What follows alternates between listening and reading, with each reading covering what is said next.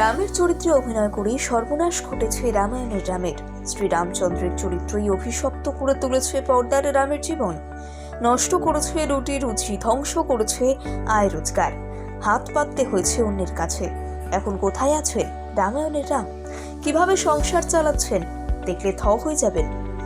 একসময় দূরদর্শনে সম্প্রচারিত হতো রামানন্দ সাগরের রামায়ণ।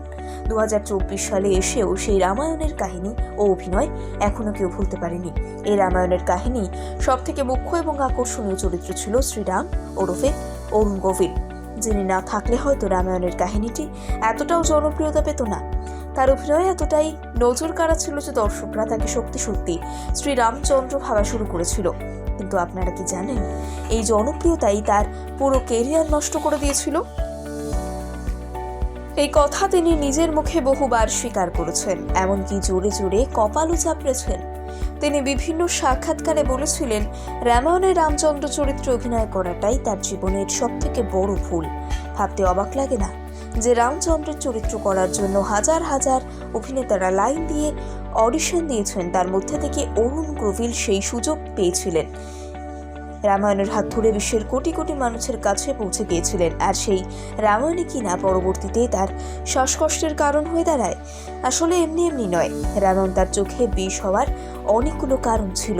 অরুণ গোভিল জানান, তিনি রামের চরিত্র খুব ভালো করতে পেরেছেন, এমনকি রামের চরিত্রে তিনি অনেক ভালোবাসা পেয়েছেন। তিনি রামায়ণের ধারাবাহিক করার পর তিনি আর কোনো কাজ সেভাবে পাননি। তিনি সকলের কাছে রামচন্দ্র নামে পরিচিতি পেলেও দর্শকরা তাকে আর অন্য কোনো চরিত্রে কল্পনাই করতে পারেনি। তাই তিনি আক্ষেপ করেছেন যে রামায়ণের পর তিনি আর সেভাবে কোনো বাণিজ্যিক ছবিতে কাজ করার সুযোগ পাননি। এর আগে তিনি সওয়ান কুমারিত, সচ কুয়াচ নেহি এইসব সিনেমায় অভিনয় করলেও সেখানেও তেমন জনপ্রিয় হয়নি। তাই তিনি এই বিষয়ে দুঃখ প্রকাশ করেছেন, জানিয়েছেন তার জীবনে অভিনয়ের যাত্রা শেষ হয়ে গেল রামের চরিত্রের পর। ক্যারিয়ারের এক পর্যায়ে এসে তাকে ধার দেনা পর্যন্ত করতে হয়েছে। তার আয় উপার্জন, রুটি রুচি বন্ধ হয়ে যাওয়ার অবস্থা হয়েছিল। তার জন্য তার পরিবারের লোকদেরও বিপদে পড়তে হয়েছিল।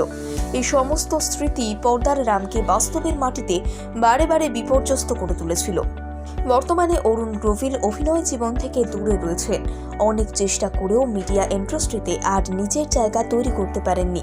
বর্তমানে পারিবারিক ব্যবসা নিয়ে তিনি ব্যস্ত রয়েছেন।